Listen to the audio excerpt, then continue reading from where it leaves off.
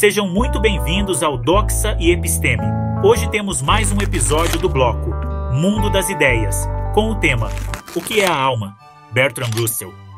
Uma das mais dolorosas consequências dos avanços recentes da ciência é que a cada nova descoberta ficamos sabendo menos do que achávamos que sabíamos. Quando eu era jovem, todo mundo sabia, ou pensava que sabia, que o homem é constituído de corpo e alma, que o corpo existe no espaço e no tempo, ao passo que a alma só existe no tempo.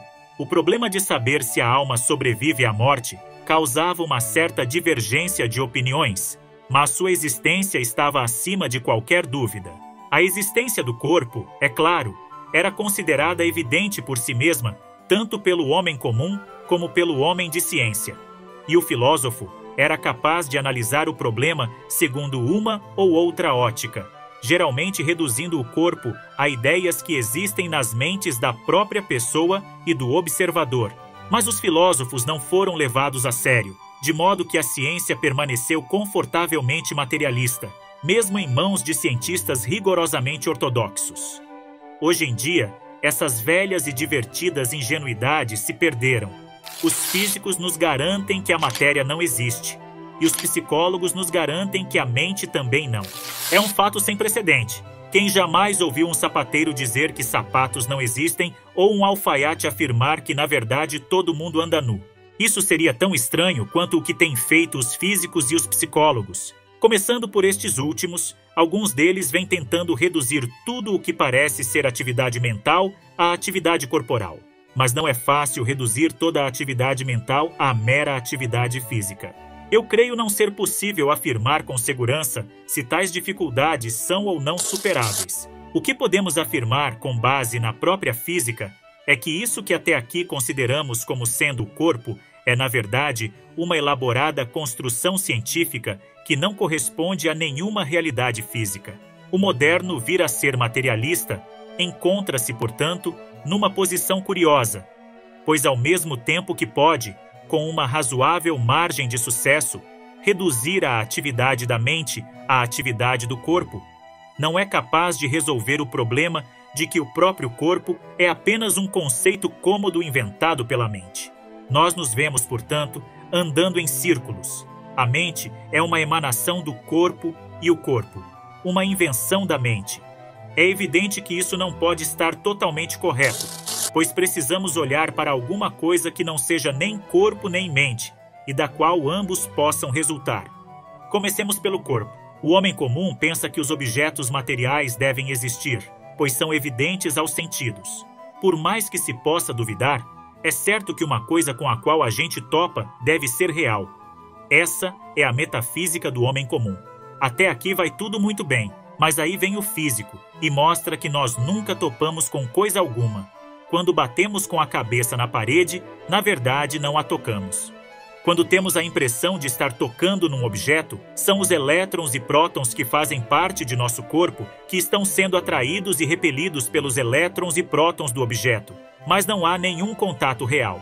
Os elétrons e prótons de nosso corpo são perturbados pela proximidade dos elétrons e prótons do objeto externo e transmitem essa perturbação através dos nervos até nosso cérebro.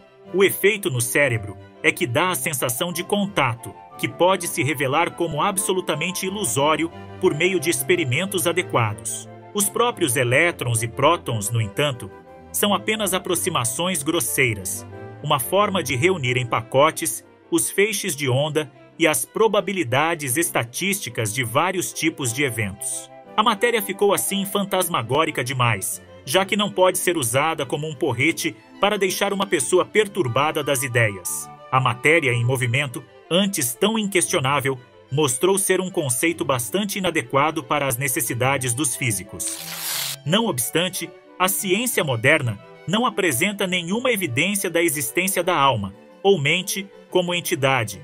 As razões para desacreditar da existência da mente são muito parecidas com as razões para se desacreditar da existência da matéria. Mente e matéria são como o leão e o unicórnio lutando pela coroa. O fim da batalha não é a vitória de um ou de outro, mas a descoberta de que ambos são apenas invenções heráldicas. O mundo consiste em eventos, não de coisas que têm uma duração no tempo e propriedades mutáveis. Os eventos podem ser agrupados segundo suas relações causais. Se as relações causais são de um tipo, o grupo de eventos resultante é chamado de objeto físico. Se são de outro tipo, o grupo resultante é chamado de mente. Qualquer evento que aconteça dentro da cabeça de uma pessoa há de pertencer aos dois grupos. Se for classificado num dos grupos, é um componente do cérebro. Se for classificado no outro, é um componente do espírito. Espírito e matéria são, portanto, somente formas convenientes de se organizarem os eventos. Pode não haver nenhuma razão para se supor que uma partícula de espírito ou uma partícula de matéria seja imortal. Supõe-se que o Sol esteja perdendo matéria à taxa de milhões de toneladas por minuto. A característica mais essencial do espírito é a memória, e não há razão para supor que a memória de uma pessoa sobrevive à sua morte.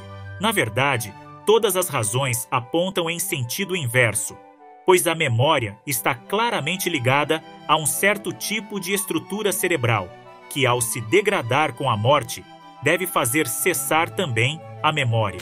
Embora o materialismo metafísico não possa ser considerado verdadeiro, o mundo, sob o aspecto emocional, é fundamentalmente o mesmo que seria se os materialistas estivessem com a razão. Eu creio que os adversários do materialismo foram sempre movidos por dois grandes desejos. O primeiro era provar que o espírito é imortal, e o segundo, que o poder supremo do universo é mental, não físico. Sob ambos os aspectos, eu penso que os materialistas estavam com a razão. Nossos desejos, é verdade, têm um poder considerável na superfície da Terra, já que a maior parte do planeta teria um aspecto bastante diferente se o homem não a utilizasse para extrair alimentos e riquezas. Mas esse nosso poder é muito limitado. Não podemos hoje ter nenhuma atuação sobre o Sol, sobre a Lua ou sobre o interior da Terra, e não existe a mais pálida razão para supor que o que ocorre em regiões onde o nosso poder não se estende tenha alguma causa mental. Colocando o problema em poucas palavras, isso quer dizer que não há razão para pensar que fora da superfície terrestre alguma coisa acontece porque alguém quer que aconteça. E já que o nosso poder sobre a superfície terrestre é dependente inteiramente da energia que a Terra extrai do Sol, nós somos necessariamente dependentes do Sol e dificilmente poderíamos realizar qualquer de nossos desejos se ele esfriasse. Quanto ao que a ciência pode ou não realizar no futuro, qualquer dogmatismo é temerário. Talvez aprendamos a prolongar nossa existência além do que hoje parece possível.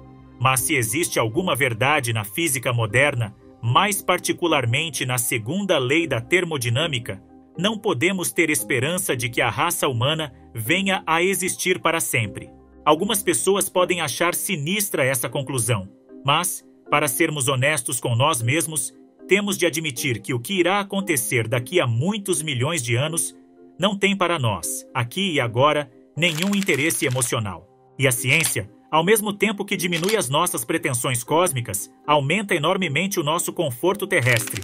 É por isso que, a despeito do horror dos teólogos, a ciência tem sido como um todo tolerada. Pois bem, por hoje é só. Caso tenha gostado, dê aquele like maroto, assine o canal e compartilhe com os amigos. Um forte abraço e vitória sempre!